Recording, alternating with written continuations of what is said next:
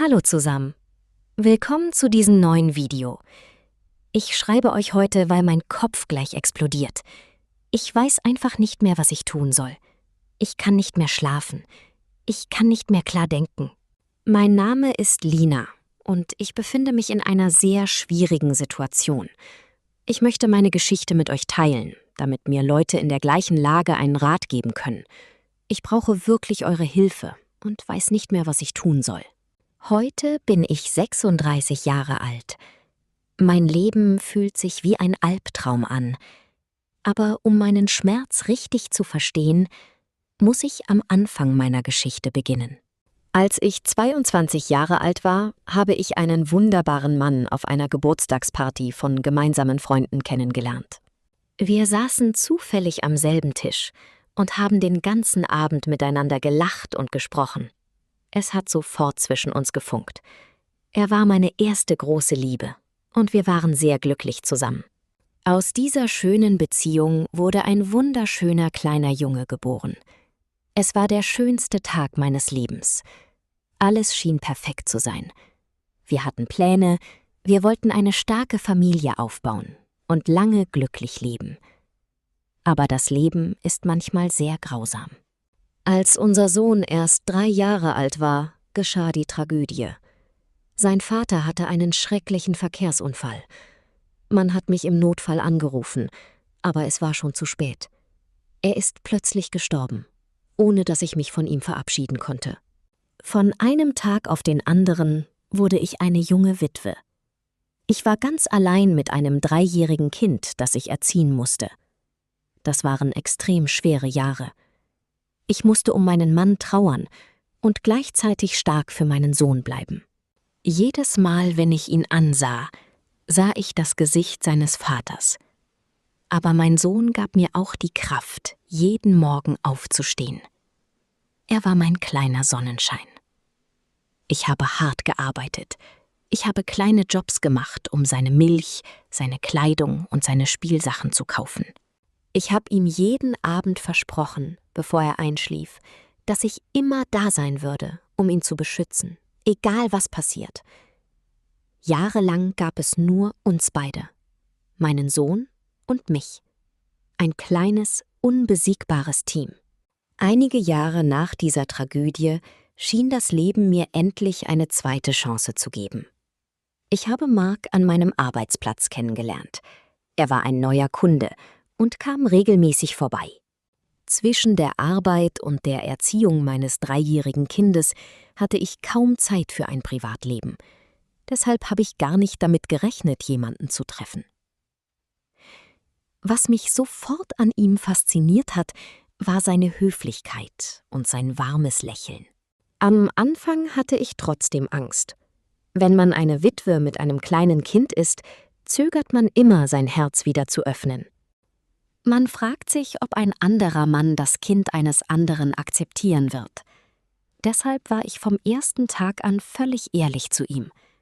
Ich habe zu ihm gesagt: Hör mir gut zu. Ich habe eine Vergangenheit. Ich habe einen Sohn, den ich mehr als alles auf der Welt liebe. Wenn du mit mir zusammen sein willst, musst du meinen Sohn akzeptieren. Er ist ein Teil von mir. Wenn du mich liebst, musst du ihn auch lieben. Er hat mir in die Augen geschaut, meine Hand genommen und Worte gesagt, die ich nie vergessen werde. Mach dir keine Sorgen. Ich weiß, was du durchgemacht hast. Ich respektiere dich und ich liebe deinen Mut jetzt schon. Ich verspreche dir, dass ich dieses Kind lieben werde. Ich werde ihn genau so erziehen, als wäre er mein eigener Sohn.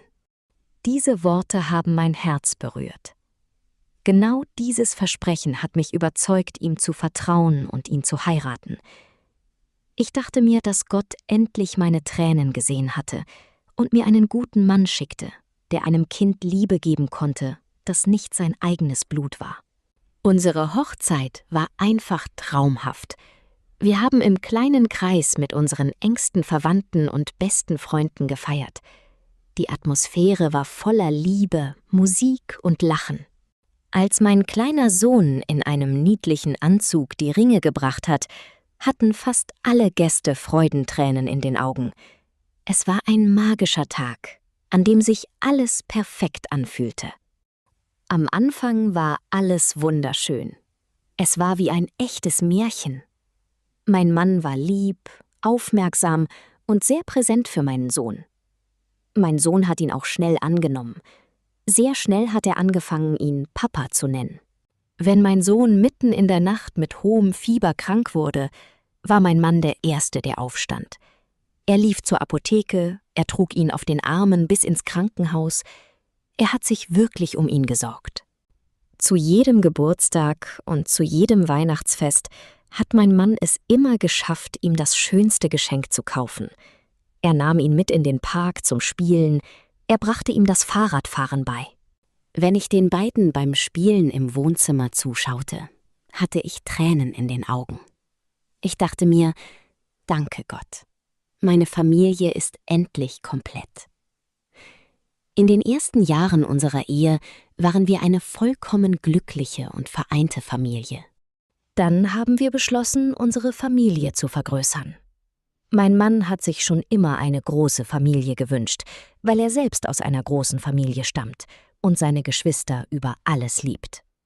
Im Laufe der Jahre bekamen wir 2 weitere gemeinsame Kinder, 2 wunderschöne kleine Babys. Er war stolz und der glücklichste Vater der Welt. Aber genau in diesem Moment, als eigentlich alles perfekt schien, fingen die Dinge an, sich langsam zu verändern. Am Anfang war die Veränderung sehr langsam, fast unsichtbar. Aber mit der Zeit wurde sie unmöglich zu ignorieren. Mein Mann wurde viel distanzierter zu meinem großen Sohn und vor allem viel strenger mit ihm.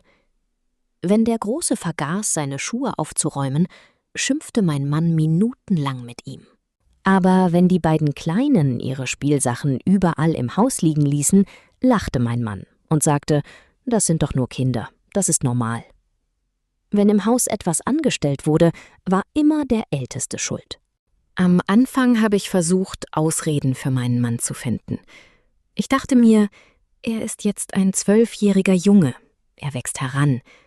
Mein Mann will nur streng sein, um ihn gut zu erziehen.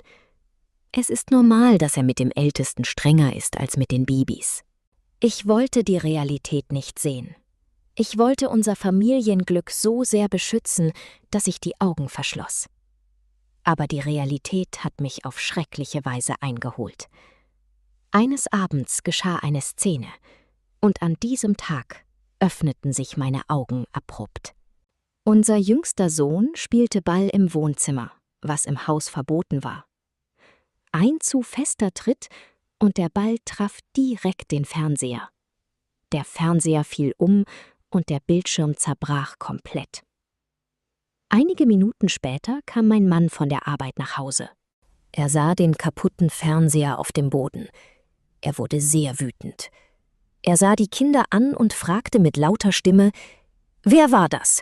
Wer hat den Fernseher kaputt gemacht?« Der jüngste Sohn, der Angst hatte, aber ehrlich sein wollte, senkte den Kopf und sagte spontan, »Papa, Entschuldigung, ich war das.« Ich war in der Küche und beobachtete die Szene.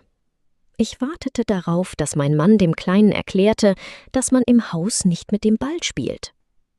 Aber was mein Mann dann tat, ließ mein Blut gefrieren.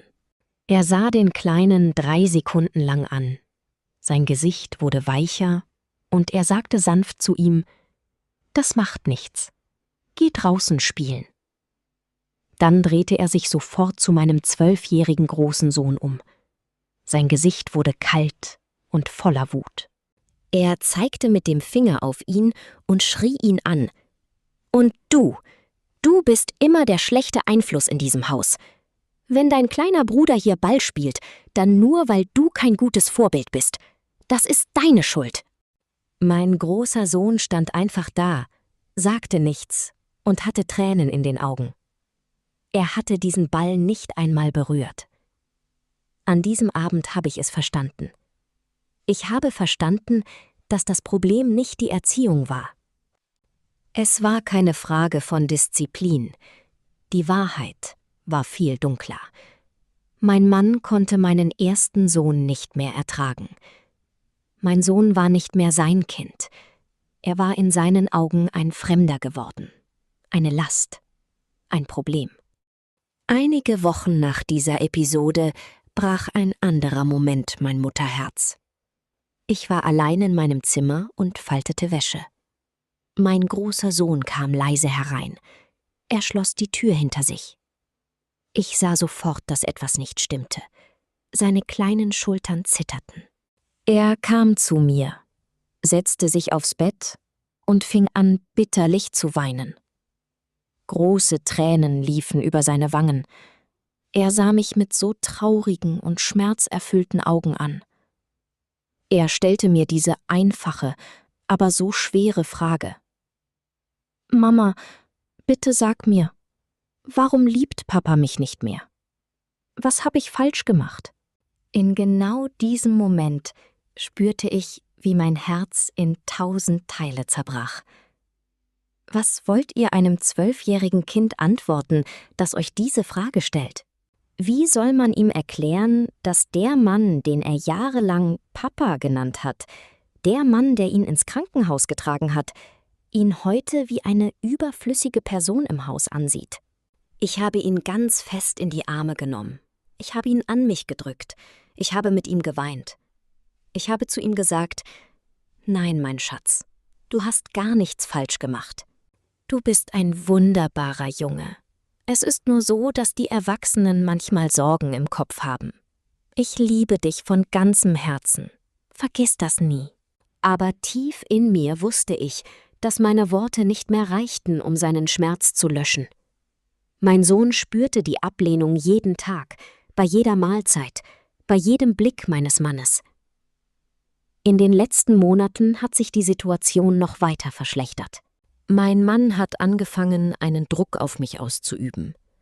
Er fing an, mir jeden Tag zu wiederholen: »Dein Sohn wächst auf. Er ist jetzt 12 Jahre alt. Er ist kein Baby mehr. Er muss gehen. Wir sollten ihn zu deiner Schwester aufs Dorf schicken. Es wird ihm dort sehr gut gehen. Er kann ihr helfen und dort weiter zur Schule gehen.« Jedes Mal, wenn er dieses Thema ansprach, lehnte ich es kategorisch ab. Ich sagte zu ihm: »Das kommt nicht in Frage. Das ist mein Sohn. Sein Platz ist hier, bei seiner Mutter, bei seinen Brüdern und Schwestern.« Aber vorgestern ging mein Mann noch einen Schritt weiter. Er hat eine Grenze überschritten, die man nicht mehr löschen kann. Er kam abends nach Hause. Er war nicht wütend. Er war erschreckend ruhig. Er setzte sich mir gegenüber an den Küchentisch, sah mir direkt in die Augen und sagte sehr langsam: »Jetzt ist es Zeit, eine Entscheidung zu treffen. Ich gebe dir 2 Optionen. Entweder du schickst deinen Sohn woanders hin, oder ich reiche die Scheidung ein. Ich will nicht mehr mit diesem Kind unter einem Dach leben. Er ist es oder ich.« Zuerst dachte ich, es sei ein schlechter Scherz, eine leere Drohung, um mir Angst zu machen. Aber am nächsten Tag fand ich heraus, dass er es völlig ernst meinte. Er hat bereits einen Immobilienmakler kontaktiert. Er hat angefangen, nach einer kleinen Wohnung nur für sich selbst zu suchen. Er packt seine Sachen. Er ist bereit, alles zu zerstören, wenn ich ihm nicht gehorche. In meiner Verzweiflung habe ich versucht, Hilfe in meiner Umgebung zu suchen. Ich dachte mir, dass die Erwachsenen in unserer Familie ihn zur Vernunft bringen würden. Aber was ich herausfand, hat mich völlig fertig gemacht. Mehrere Mitglieder der Familie meines Mannes haben seine Seite genommen. Sie sagen ohne Scham: »Aber er hat recht. Ein Mann ist nicht verpflichtet, das Kind eines anderen Mannes sein ganzes Leben lang aufzuziehen. Er war schon mehrere Jahre lang sehr nett.« Jetzt, wo er seine eigenen Kinder hat, ist es normal, dass er sich nur um seine echte Familie kümmern will. Diese Worte tun mir unglaublich weh. Mein Sohn ist kein Tier, das man adoptiert und dann aussetzt, wenn man genug davon hat. Aber der größte Schock für mich kam von meiner eigenen Mutter. Ich bin weinend zu meiner Mutter gegangen. Ich habe ihr alles erzählt. Ich dachte, sie würde mich in die Arme nehmen und mir sagen, dass ich für meinen Sohn kämpfen soll. Aber meine Mutter sah mich traurig an und gab mir diesen Rat: Meine Tochter, hör mir gut zu. Eine Ehe ist schwer aufzubauen und sehr schwer wieder aufzubauen, wenn sie einmal gebrochen ist. Wenn du dich in deinem Alter mit 3 Kindern scheiden lässt, wird dein Leben sehr schwer werden. Nimm das Angebot deines Mannes an. Schicke deinen Großen zu deiner Schwester aufs Dorf. Dein Sohn ist jung. Er wird am Anfang weinen, aber ein Kind versteht und verzeiht am Ende immer.